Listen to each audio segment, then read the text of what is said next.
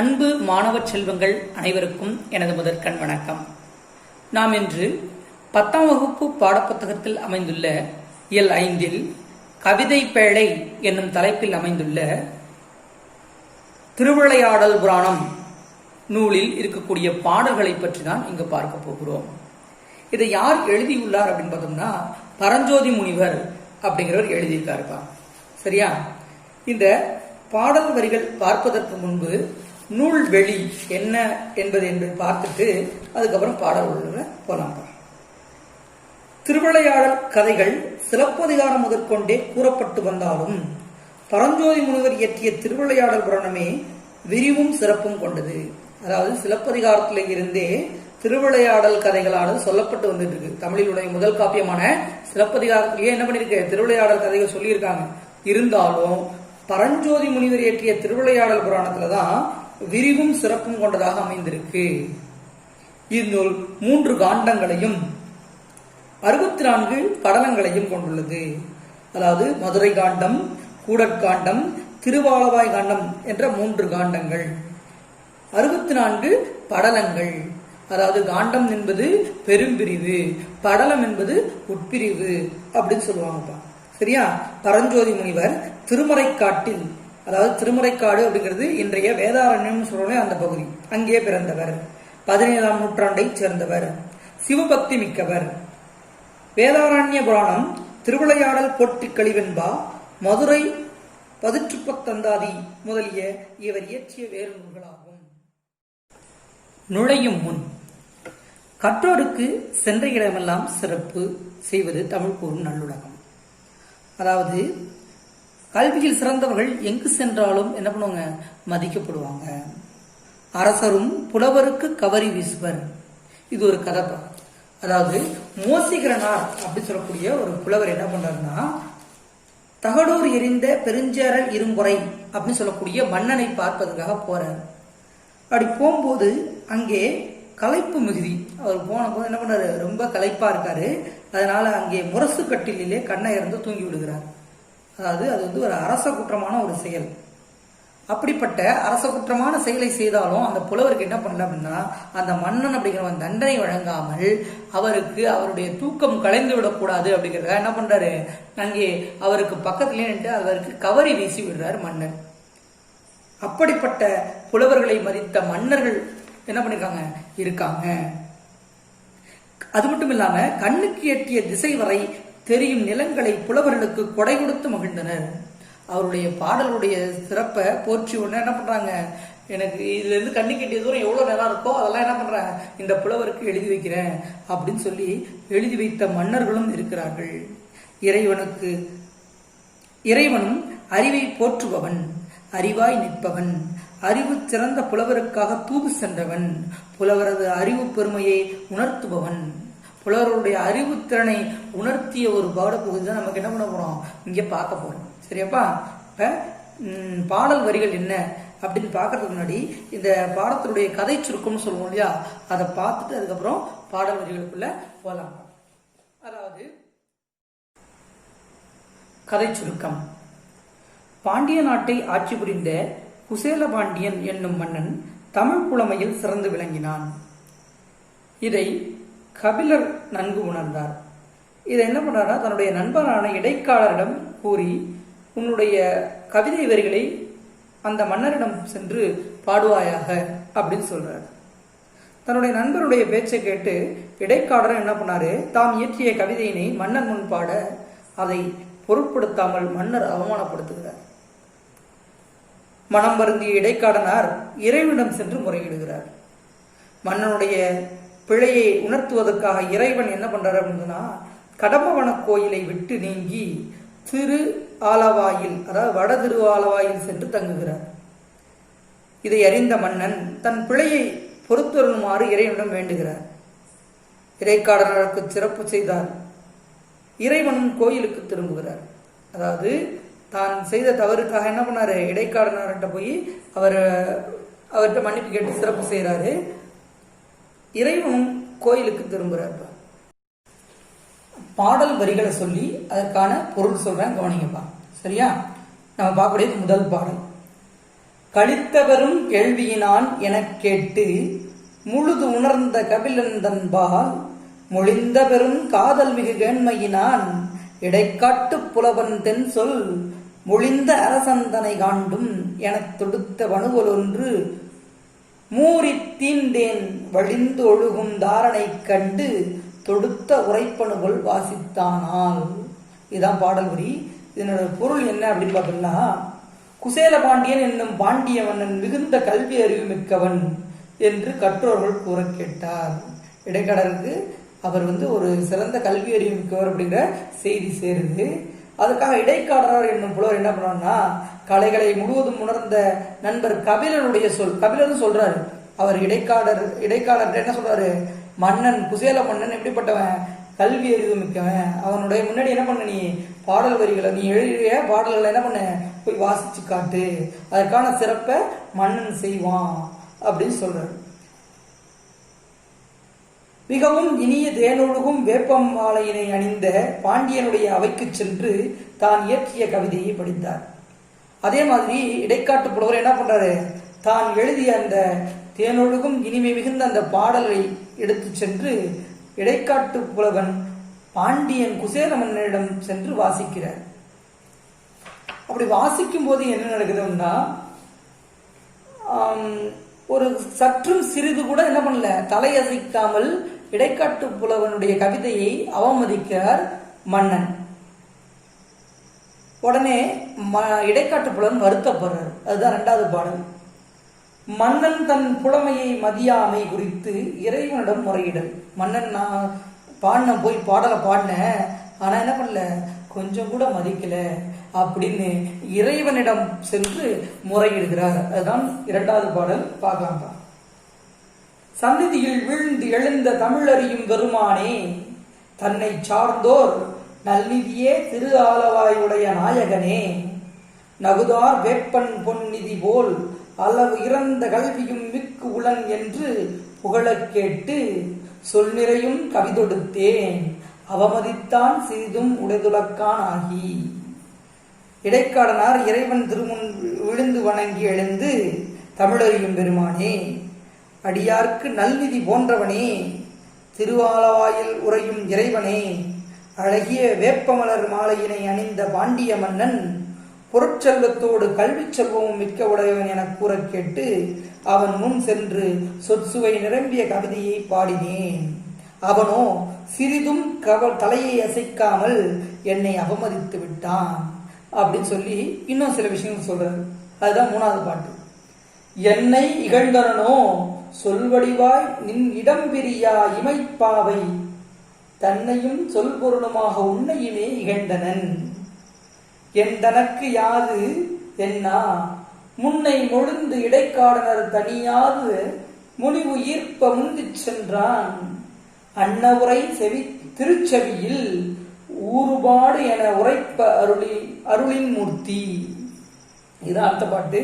இதுல என்ன சொல்றாங்க அப்படின்னா, இடைக்காடனார் இறைவன் சொல்றாரு, பாண்டிய மன்னன் என்னை மட்டும் இகழவில்லை, சொல்லினுடைய வடிவாக இருக்கக்கூடிய உனது இடது பக்கத்திலே வீற்றிருக்கக்கூடிய பார்வதி தேவியையும் சொல்லின் பொருளாக இருக்கக்கூடிய உன்னையுமே அவமதித்தான் என்று சினத்துடன் கூறி செல்கிறான்.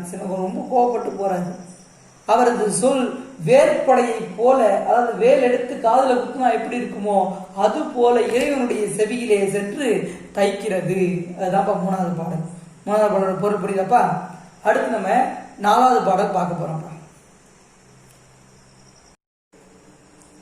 இறைவன் கோயிலை விட்டு நீங்குதல். அதாவது இடைக்காரனார் இவ்வாறு கோபத்துடன் சென்றவுடனே அடுத்த பாடல் என்ன அப்படின்னு பாருங்க. போன இடைக்காடனுக்கும் கபிலனுக்கும் அகத்துவகையின் பொழியுமாற்றான், ஞானமயமாகிய தன் லிங்கு ஊறு மறைத்து உமையாம் நங்கையோடும் வானவரம் பிரான் எழுந்து புறம் பொய்த்தன் கோயிலின் நேர் வடவால் வையை ஆன நதி தென்பாலோர் ஆலயம் கண்டு அங்கு இனிதினில் அமர்ந்தான் மன்னோ. இதுல என்ன சொல்றாங்கன்னு பார்த்தோம்னா, கோயிலை விட்டு வெளியேறிய இடைக்காடனாருக்கும் அவரது நண்பராகிய கபிலர்களுக்கும் மனமகிழ்ச்சியை உண்டாக்கணும் அப்படின்னு இறைவன் நினைக்கிறார். அதனால இறைவன் தன்னுடைய ஞானமயமாக்கிய தம்முடைய லிங்க வடிவத்தை மறைத்து உமாதேவியரோடு திருக்கோயிலை விட்டு வெளியேறி நேர் வடக்கிய வைகை ஆற்றினுடைய தென்பக்கத்திலே ஒரு திருக்கோயிலை உருவாக்கி அங்கே சென்று போய் தங்குகிறார். இந்த செய்தி மன்னருக்கு போகுது. அதாவது இறைவன் என்ன பண்றாருன்னா இன்னொரு இடத்துல ஒரு கோயில்ல போய் தங்கிடுறாரு, கோயிலை ஒன்று உருவாக்கி அங்க போய் தங்கிடுறாரு அப்படிங்கிற செய்தி மன்னனுக்கு போகுது. அப்பதான் மன்னனுக்கு ஏதோ நடந்திருக்கு அப்படின்னு நினைக்கிறான். கோயிலை விட்டு நீங்கிய காரணம் யாது? மன்னன் இறைவனை வேண்டுதல் என்று மன்னன் போய் கேட்கிறான். அதாவது கோயிலை விட்டு நீங்க நீங்கிறதுக்கான காரணம் என்ன அப்படின்னு இறைவனிடம் முறையிடுகிறான். அதுதான் 5வது பாடல். என்ன சொல்றாங்க பாப்பமா? அல்லதை என் தமரால் என் பகைஞரால் கல்வரால் அரிய காணத்து எல்லை விலங்கு ஆதிகளால் இடையூறு இன் தமிழ்நாட்டில் எய்திற்றாலோ தொல்லை மறையவர் ஒழுக்கம் குன்றினரோ தவம் தருமம் சுருங்கிற்றனலோ இல்லறனும் துறவனும் பிழைத்தனவோ யானறியேன் எந்தாய் எந்தாய். இதை என்ன சொல்றாங்க அப்படின்னா, இறைவனே என்னாலோ அல்லது என் படைகளாலோ என் பகைவர்களாலோ கல்வர்களாலோ காட்டில் உள்ள விலங்குகளாலோ தமிழ்நாட்டில் தங்களுக்கு இடையூறு ஏற்பட்டு விட்டதா? அல்லது மறையவர்கள் நல்ல ஒழுக்கத்திலிருந்து தவறிவிட்டார்களா? தவம் தருமம் ஆகியவை இந்த நாட்டில் குறைந்து விட்டதா? இல்லறமும் துறவும் தந்தம் நெறியிலிருந்து பிழை செய்து விட்டார்களா? எமது தாயே தந்தையாகிய இறைவனே சொல்வீர்களாக என்று பாண்டிய மன்னன் இறைவனிடம் போய் முறையிடுகிறார். நான் என்ன தப்பு செஞ்சுட்டேன்? நான் தப்பு செஞ்சேனா? அதுக்கப்புறம் என்ன பண்ணியிருக்காங்க? என்னுடைய பகைவர்கள் தப்பு பண்ணிட்டாங்களா? அல்லது என்னுடைய படைகள் இருக்கு இல்லையா, அதனால ஏதாவது தவறு நடந்துச்சா? என்னுடைய நாட்டினுடைய விலங்குகள் இருக்கு இல்லையா, அது உங்களுக்கு ஏதாவது தவறு கொடுத்துருச்சா? அல்லது மறையவர்கள் ஏதாவது தப்பு பண்ணிட்டாங்களா? அல்லது தானம் தர்மம் ஏதாவது குறைஞ்சு போச்சா? அது மட்டும் இல்லாம துறவரம்னு சொல்லுவோம் இல்லையா, அதுல ஏதாவது தவறு நடந்துருச்சா? அடுத்தது இல்லற வாழ்க்கை மேற்கொள்ளக்கூடிய அவர்கள் ஏதாவது தவறு பண்ணிட்டாங்களா? இந்த மாதிரி ஏதாவது ஒருத்தவங்க தவறு பண்ணிட்டாங்களா? என்ன காரணம்? நீங்க நம்முடைய இடத்துல இருந்து இந்த இடத்துல கோயில் கட்டுறதுக்கு காரணம் என்ன அப்படின்னு கேட்கிறாரு குலசேகர பாண்டியன் இறைவனிடம். அதற்கு இறைவன் பதில் சொல்றாரு, ஓங்குதன், அடுத்த 6வது பாட்டுப்பா. ஓங்குதன் பனைசூழ் தீப வனத்தை நீத்து ஒருபோதேனும் நீங்கும் அல்லேன் கண்டாய். ஆயினும் நீயும் வேறு தீங்கு உடையல்லை காடன் செய்யுளை இகழ்ந்ததாலே ஆங்கு அவன் இடத்தில் யாம் வைத்த அருளினால் வந்தேன் என்ன சொல்றாரு? அதாவது ஓங்குதன் பனைசூழ் தீப வனத்தை நீத்து, சிறந்த குளிர்ச்சி மிகுந்த வயல்கள் சூழ்ந்த கடம்ப வனத்தை விட்டு நான் ஒருபோதும் நீங்கி வரமாட்டேன். ஏன் வந்தன்னா, இடைக்காடனார் பாடலை என்ன பண்ண? நீ இகழ்ந்த குற்றம் மட்டும்தான் பண்ண, உன் நாட்டுல வேற எந்த ஒரு தவறும் நடக்கல. அதனால இடைக்காடர் மீது கொண்ட நான் அன்பின் காரணமாக தான் இங்க வந்திருக்கேனே தவிர நீ வேற எந்த தப்பும் பண்ணல. நீ செஞ்ச ஒரே தப்பு என்ன? இடைக்காடர் அப்படின்னு சொல்லக்கூடிய புலவர் உன்னிட்ட பாடினார். அவருடைய கவிதையை வாசிச்சு காட்டும் போது நீ அவரை அவமதிச்சது மட்டும்தான் தப்பே தவிர உன் நாட்டுல வேற எந்த தப்பும் இல்லை. அதனால உன் நாட்டுல இருந்து இந்த பக்கம் வந்ததுக்கு காரணம் என்ன? இந்த ஒரு தவறு மட்டும்தான் அப்படின்னு சொல்றாரு. உடனே அதுக்கு மன்னன் தன் பிழையை பொறுத்தருளுமாறு இறைவனிடம் வேண்டுதல். 7வது பாட்டு படிக்கிறேன், கவனிப்பா. பொன்னினை பாகம் கொண்ட பெருந்தகை பரமயோகி விண்ணிடை முடிந்த மாற்றம் மீனவன் கேட்டு வானோர் புண்ணிய சிறியோன் குற்றம் பொறுப்பது பெருமையென்றோ எண்ணிய பெரியோர்க்கு எண்ணா ஏத்தினான் இறைஞ்சினான். அதாவது என்ன சொல்றாங்கன்னு பார்த்தோம்னா, வானிலிருந்து ஒலித்த இறைவனுடைய சொற்களை பாண்டிய மன்னன் கேட்கிறான். அதற்கு பதில் சொல்றான், உமையை ஒரு பாகத்து கொண்ட மேலான பரம்பொருளே, பார்வதி தேவியை தன்னுடைய உடம்பில் பாதி கொடுத்தவன், அப்படிப்பட்ட உமைக்கு ஒரு பாகத்தை கொடுத்த பரம்பொருளே, புண்ணியனே, சிறியவர்களின் குற்றம் பொறுப்பது பெரியவர்களுக்கு பெருமை அல்லவா? ஒரு சின்ன பையன் தப்பு பண்ணிட்டான்னா அதுக்கு என்ன பண்ணணும்? பெரியவர்கள் பொறுத்துக்கணும் இல்லையா? அதனால நான் செய்த தவறை பொறுத்தருள வேண்டும் என்று இறைவனுடன் வேண்டுகிறார். அதுக்கப்புறம் மன்னன் புலவருக்கு மரியாதை செய்தல். தன்னுடைய குற்றத்தை என்ன பண்றான், மன்னன் உணர்ந்துடுறான். அதுக்கப்புறம் புலவருக்கு போய் மரியாதை செய்யறான். இடைக்காட்டு புலவருக்கு மரியாதை செஞ்சு அவர் என்ன பண்றாரு, மன்னிப்பு கேட்கிறாரு குலசேகர மன்னன். அதுதான் அடுத்த 2 பாடல்கள் கொடுக்கப்பட்டிருக்கு. என்ன கொடுத்துருக்காங்க அப்படின்னு பார்ப்போம்ப்பா. 8வது பாடல். விதிமுறை கதலி பூகம் கவரிவாள் வீதானம் தீபம் புதியதோர் நிறைநீர கும்பக் கதலிகை புனைந்த மன்றல் கதிர்மணி மாடத்தம் பொற்சேக்கை மேற்கற்றோர் சூழ மதிபுனை காடந்தன்னை மங்கள அணி செய்தேற்றி. என்ன சொல்றாங்க பார்த்தோம்னா, மன்னனது மாளிகை வாழையும் கமுகும் சாமரையும் வெண்ணிற மேல் வீதானமும் விளக்கும் உடையது. அப்படிப்பட்ட அழகான அந்த மாளிகையே அன்றகர்ந்த மலர்களால் தொடுத்த மாலை பூரண கும்பம் கொடி ஆகியவற்றால் ஒப்பனை செய்யப்படுகிறது. அதை என்ன பண்றாங்க, இன்னும் மேலும் அழகு செய்கிறார்கள். செய்து போற்றத்தக்க ஒளியுடைய மணிகள் பதிக்கப்பெறுகின்றன. அதாவது முத்து பவளம் அப்படின்னு தான் சொல்லுவாங்க இல்லையா, அந்த மாதிரியான மணிகளால் அந்த அரண்மனை என்ன பண்ணிருக்கு, அப்படியே அழகு மிளிர செய்யப்படுகிறது. அங்குள்ள புலவர்கள் சூழ அறிவை அணிகலனாக பூண்ட இடைக்காடனாரை மங்களமாக ஒப்பனை செய்து பொன் இருக்கையிலே விதிப்படி அமர்வித்தனான். அப்படிப்பட்ட அதாவது அறிவில் சிறந்து விளங்கும் இடைக்காடனரை அழகுபடுத்தி அங்கே இருக்கக்கூடிய ஒப்பனைன்னா இருக்கைன்னு சொல்லுவோம் இல்லையா, அதுல அமர வைக்கிறாங்க. அப்படி அமர வச்சுட்டு மன்னன் புலவரிடம் மன்னிப்பை வேண்டுதல். அவரை உட்கார வச்சுட்டு அவர் என்ன பண்றாரு, மன்னன் மன்னிப்பு கேட்கிறார். அதுதான் 9வது பாடல். அது நம்முடைய மனப்பாட பாடலும் கொடுப்பா. சரியா? அதனால கொஞ்சம் தெளிவா படிச்சுக்கோங்க, மெமரி பண்ணி வச்சுக்கோங்க. ஓகேவா? படிக்கிறேன், கவனிங்க. புண்ணிய புலவீர் யான் இப்பொழுது இடைக்காடனாருக்கு பன்னிய குற்றமெல்லாம் பொறுக்க என பரவித்தாழ்ந்தான். நுண்ணிய கேள்வியோரும் மன்னனி நுகன்ற சொல்லாம் தன்னிய அமுதால் எங்கள் கோபத்தி தணிந்தது என்ன.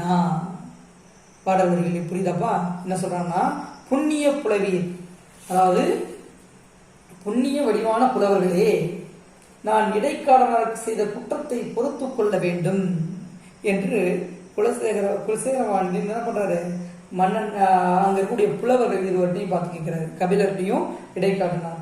அதுக்கு நுண்ணிய கேள்வியுடைய புலவர்களும், அதுக்கு புலவர்கள் அதாவது நுணுக்கமான கேள்வியுடைய புலவர்கள் என்ன பண்றாங்க, மன்னா நீ கூறிய அமுதம் போன்ற இந்த சொற்களால் எங்கள் கோபம்னு சொல்ற சினம் அந்த தீயானது தணிந்தது என்று பதில் சொல்கிறார்கள். இன்னொரு பாடல்களில் படிக்கிறேன், கவனிப்பா. புண்ணிய புலவீர் யான் இப்பொழுது இடைக்காடனாருக்கு பண்ணிய குற்றமெல்லாம் பொறுக்க என பரவித்தாழ்ந்தான்.